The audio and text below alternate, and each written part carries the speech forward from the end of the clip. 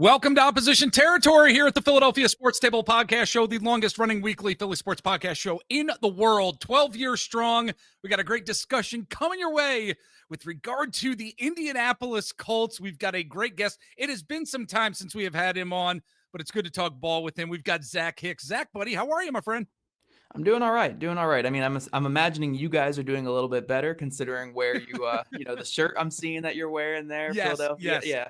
I wish that Yes. was the team I was covering, but it's cool. It's cool. We love the Colts. Eventually, you'll get out of the basement, right? We were just talking about that. Exactly. You can't fall out of a basement window. The Colts are going to get back to some sort of respectability, and I use that in quotes, at some point in the foreseeable future, I think. So, I guess to get us started off here, Zach, it has been a while, of course, since the Indianapolis Colts have been a real threat and contender in the AFC. And I do want to start off our conversation here with this team, where they're going, by just getting into how this organization is now being run. Of course, Jim Irsay passing away this offseason, and really what the vision of this team and organization really is for the future. I mean, when you look at this recent offseason and where the team and organization really do want to go, how do you see the vision really manifesting itself for the Indianapolis Colts with regard to the team, the organization, and its growth for the future? Yeah, I would say as of right now, it still just kind of feels like they're waiting for a Hail Mary to hit in a way Yeah. because you're in this really weird spot where you just took a quarterback in the top 5 of the draft a couple years ago, and it hasn't been great for the couple years that you've had him. But you don't really get that opportunity very often to have a quarterback that you draft that high. So you got to hit on it. You got to hit on it. You have to ride it out and just see what happens with it. And then if it crashes and burns, then you start again. You do it again, because this is such a quarterback-driven league. Like, even your team, the Philadelphia Eagles here, you guys had one of the best rosters in football, but you still had to have, a top 10 quarterback in the league to carry it to the promised land. You have to have that quarterback, and that's what, it brings hope, it brings promise, it brings everything that you're looking for with your team.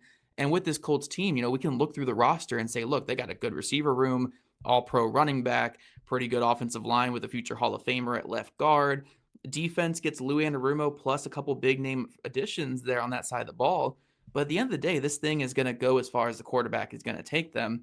Yeah. And when you're rolling out a former top 5 pick who just has not played up to the standard that you want him to play, even though you knew he was going to be a project, it still hasn't really gone the way that you expected. And then Daniel Jones, a guy who just got run out of the New York Giants, and he had some decent moments a couple years ago, but he's still never probably going to be like a legit franchise guy. Agreed. So it kind of just puts a dampener on everything that you're doing here, where it's like you can look at all the processes and say, like, we draft pretty well. We did some good things in free agency. Typically, they do well with trades, but until you hit on quarterback, it doesn't matter. And that's why they it's hard to say with the Colts, because they're not a basement team. Like, they're not a basement team. They are a just Jeff Fisher-esque middle of the road team. And that's where they've been. I mean, they've been there since Andrew Luck retired. I mean, they had the one season in 2022 where they crashed out and just completely hit the bottom. But besides that, they've been a fringe playoff team every single year. And that's almost worse than being a bottom feeder, because the bottom feeder, you get chances to drag yourselves out. When you're a middle of the road team, you just have to be perfect and get lucky at quarterback. And they just haven't been lucky yet. And this is where we are with this team. So I don't know where the long-term projection is here. Chris Ballard's going on year 9 with the team at general manager. Well, that's where I wanted to go next, to be honest with you, Zach, because, without Jim Irsay there anymore, and, feel bad for his family losing him. The guy struggled during the latter part of his years with a lot of different things. And I wonder if that vision is going to be there with regard to the front office, with regard to the, you say new ownership, but I believe it's his daughters, Jim Irsay's daughters, who are really in charge of the organization and running it at this point. And what the general manager and the guy who's really making the decisions after 9 years, like, is it working? And I wonder where that vision is going to end up going, or where it needs to be for the Colts really to get over that hump and become contenders. No, I completely agree. And I will say, with all due love and respect for Jim Irsay, one of his biggest faults as an owner was treating the Colts like a small business, like a local family, like mom and pop shop, where like there is this undying loyalty to everyone. players get too long a leash, general managers get too long a leash, head coaches get too long a leash, because he had that success in the early 2000s. So we always kept thinking like everything I do is eventually will work out because I trust these people and I have respect for these people. And that can be a good thing in the NFL. It's actually a refreshing take on this cutthroat league that we have here, but sometimes you do need to make changes. And that's what we've seen the Colts struggle with over time, is making those like legit wholesale changes. It took them too long with Pagano and Grigson. It's taken him too long with Ballard. Even the Frank Reich thing, when he moved on from Frank Reich, he went right back to someone he knew, which was Jeff Saturday, which was a crazy situation with that. That was crazy.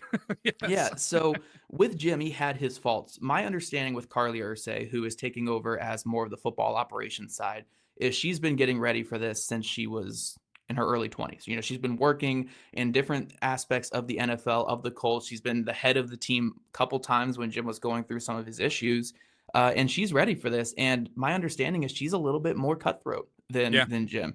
She's going to view this more as a business, not, it's not like a business thing where she's not going to be invested in this, because with the Colts, this is where they make their money, is with the team. They don't have side businesses like a lot of other owners. So they are fully invested emotionally, physically, everything in this team. But I do think she's going to be a little bit more cutthroat than Jim, where Jim, it was such a like buddy thing with everybody. Carly, from my understanding, is really taking this season serious, seeing what's going to be on the field with Chris Ballard, Shane Steichen, Anthony Richardson. And if she has to make a move, I certainly think she will. But she's a really smart football mind. I haven't had the chance to talk to her yet, but I'm really excited for her tenure as the owner. And I think that this could be a turning of the page for the Colts, where they get away from the small business type of Jim Irsay, everyone's getting a long leash, where Carly comes in and does kind of change things and is a little bit stricter with wanting results.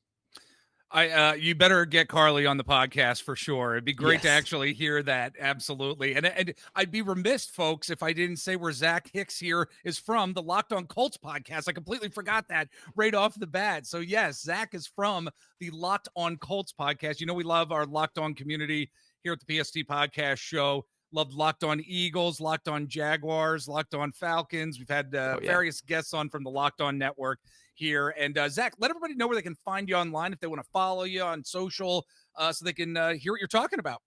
Yeah, on socials, it's like at Zach Hicks 2 across the board, so you guys can find me anywhere there. Locked On Colts. So then if you want to see any of my written work, over at horseshoehuddle.com, I'm the lead analyst over there. All right, very good. Again, like and subscribe here to the PST podcast show.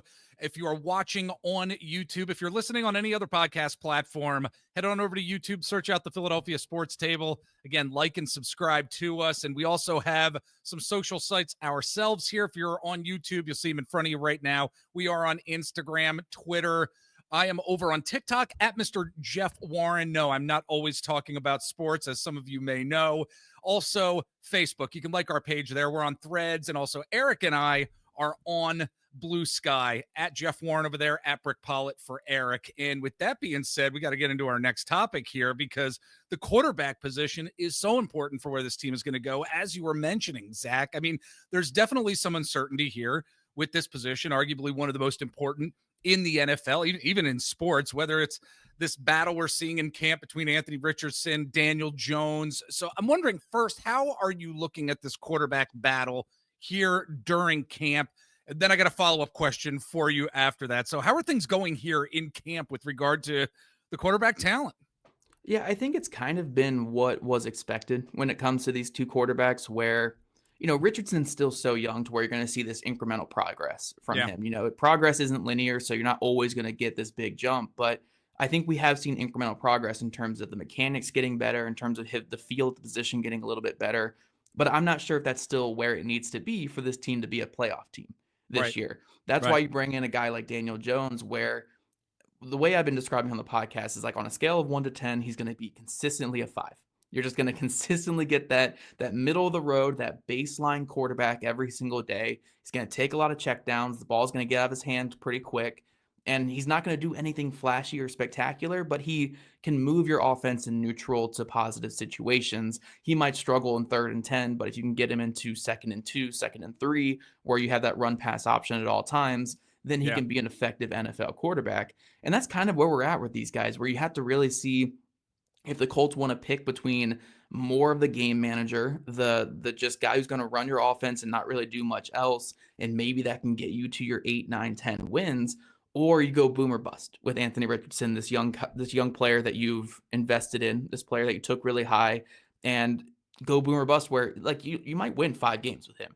Right. But if it clicks for him like it did for so many of these raw quarterbacks, you could be a team that can actually throw some punches in the AFC. So I think it's more of an easy decision for us sitting at home where it's like, look, boom or bust Right. is positive regardless, right? Because we either win 12, 13 games or we win 4 or 5, and we're going to be in a good situation there, where the worst case is you start Daniel Jones and win 7 or 8, middle of the road, starting over with middle of the road. But when you are a bunch of people fighting for their jobs, a bunch of people fighting for their jobs on the roster, sometimes that bare minimum is pretty good to have. So yeah, I think overall with how these guys have performed in camp, it is kind of giving what we expected. I do kind of grade both them on a curve where like Richardson, you want to see the little things being done. You want to see him act more like a professional quarterback in terms of taking the checkdowns, where Daniel Jones, you want to see more of the big plays. You want to see more of him pushing the ball down the field. And that's a difficult concept for some people to grasp, is grading 2 players on different curves, but they have different things that you want to see from them to take that next step. So, you know, I wouldn't say it's been a bad camp from either guy. I just don't think it's been like, you know, Stellar. again, you're not seeing Josh Allen out there. You're not seeing Pat Mahomes out there, Jalen Hurts. Like, you're not seeing those guys out there. You're seeing, you know, average to below average quarterback play. Yeah, it's going to be interesting to see how this all manifests for sure. And folks, we are going to take a quick break. But again, we're talking to Zach Hicks from the Locked On Colts podcast. Great podcast. Subscribe on whatever podcast platform you are listening to us on. And you can also watch show on YouTube as well. Again, we're going to take that quick break. We're going to be back in just a bit with more Colts talk. All right, we are back, and we got more Colts talk coming your way here on Opposition Territory. I have to say, Zach, as a Penn State fan, right?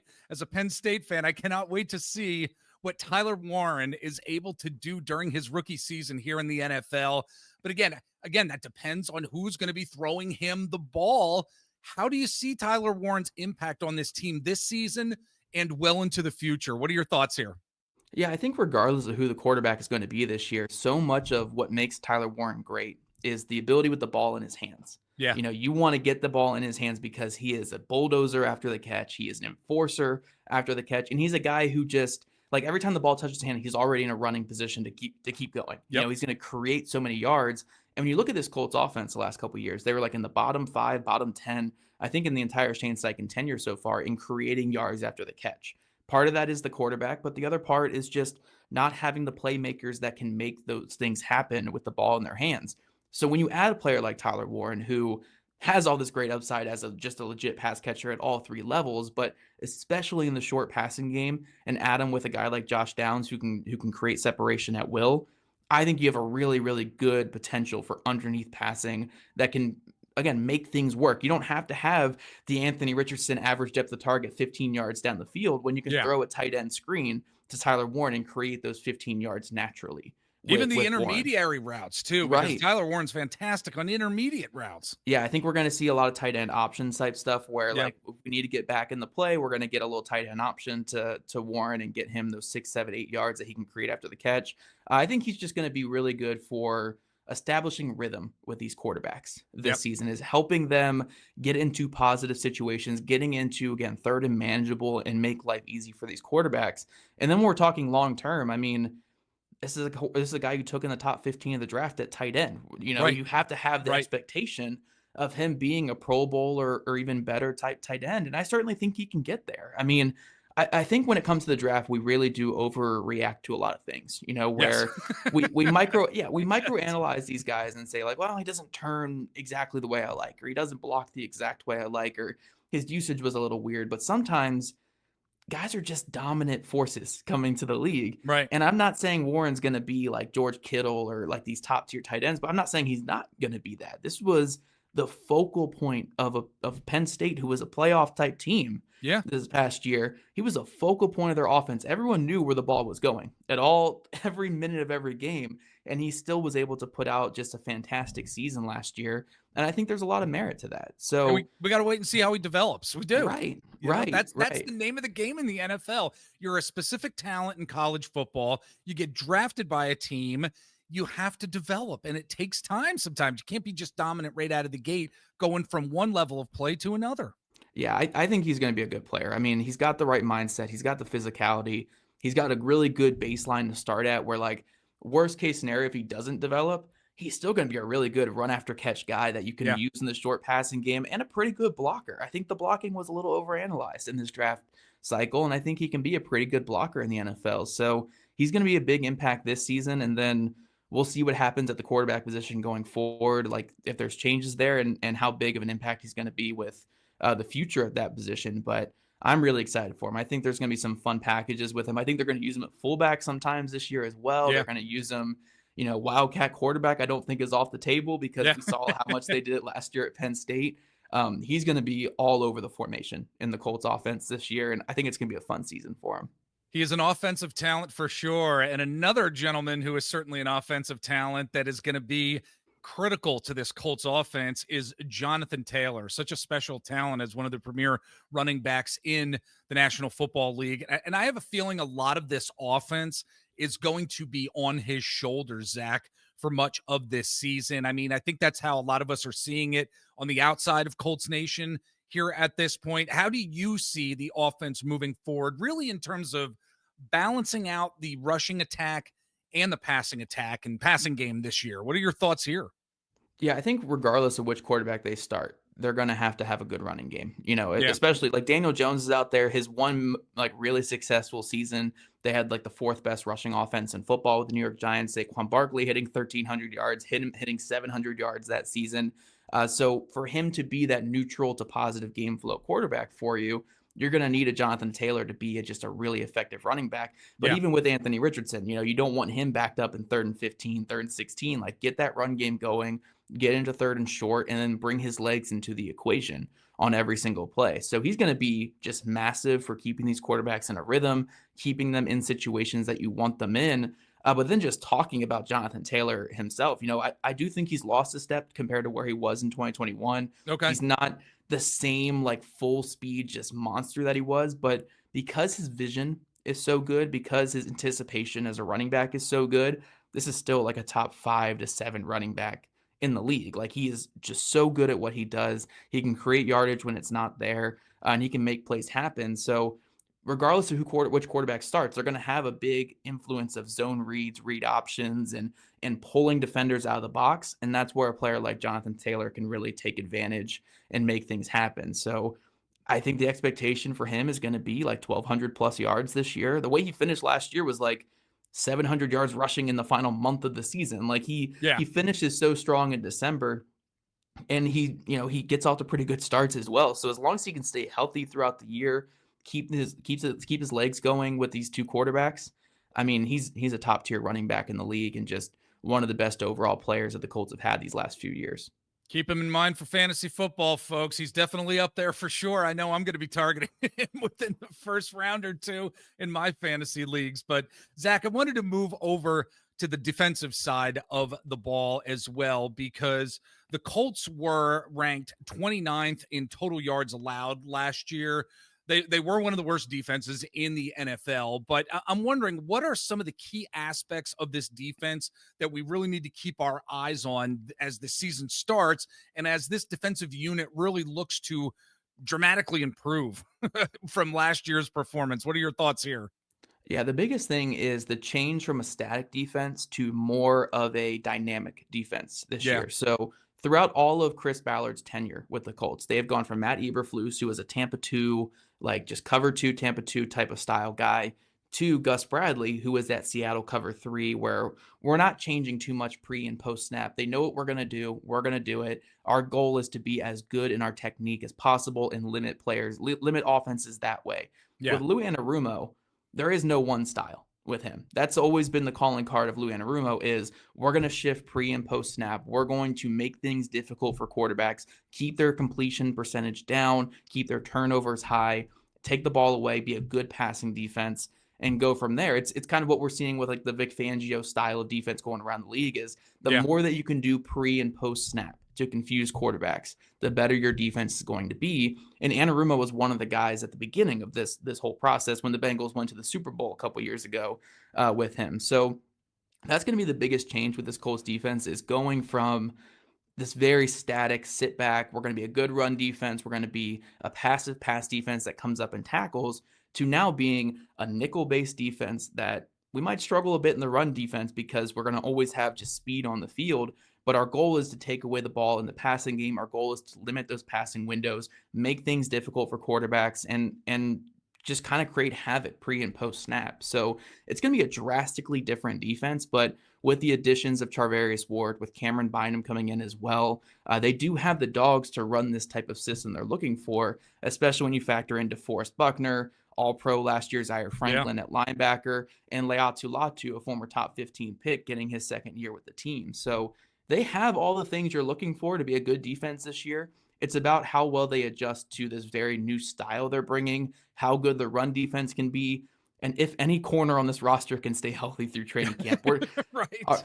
Corners 3 through 5 have all gone down with injuries. Justin Wally, the guy they took in the 3rd round, is out for the year with a torn ACL. Their other 2 corners that were competing for the outside are out with hamstring injuries. So as long as that second outside corner spot can get somebody healthy in there, I think this can be a good defense. But I think there's a lot of good things on paper with this defense to at least be better than 29th. Like, absolutely. Again, this is true basement talk right here. You can't fall out the basement window here when it comes to defense. Absolutely. It's going to be a better defense for sure. I don't know what that ranking is going to be. We don't have a crystal ball, but I am sure, just based on what you were just saying, the analysis of where the defensive line is going to be, linebackers, and if these corners can stay healthy, if the secondary can stay healthy, they're going to be a lot better than they were in 2024. So, Zach, as we are going to be ending our conversation here, I've been asking all our guests on our Opposition Territory podcast every week a 2-part question about the team in terms of the biggest concern and what you're least concerned about in terms of the Colts heading into this 2025 season. So let's first start off with your biggest concern for the team heading into this season. What would that be and why? Well, I think we have to say the quarterback position here is all right, the there biggest you go. concern.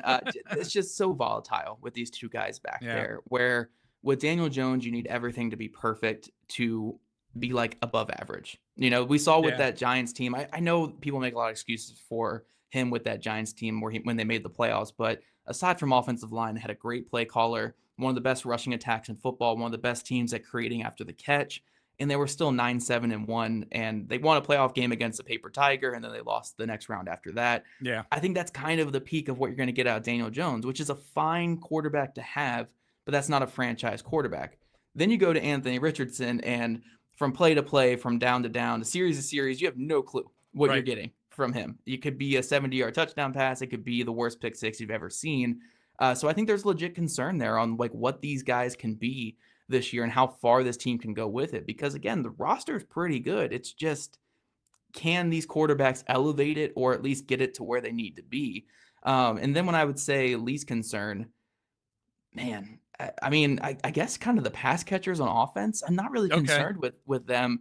Like when you add Tyler Warren, it was kind of like the missing piece. Yeah. You know, because they had Josh Downs, who has like 150 catches through 2 seasons with the Colts. Fantastic slot receiver. Alec Pierce emerged as one of the best deep threats in football last season, averaged 22 yards per catch, which is insane. Michael Pittman Jr. is healthy. Really good to see. A.D. Mitchell is this boomer bust, explosive receiver threat at number 4 behind them.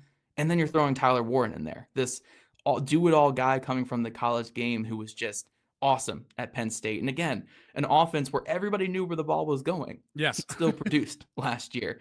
So I think just that passing game is like, if these quarterbacks can just get the ball to them, I think this can be a really good passing game.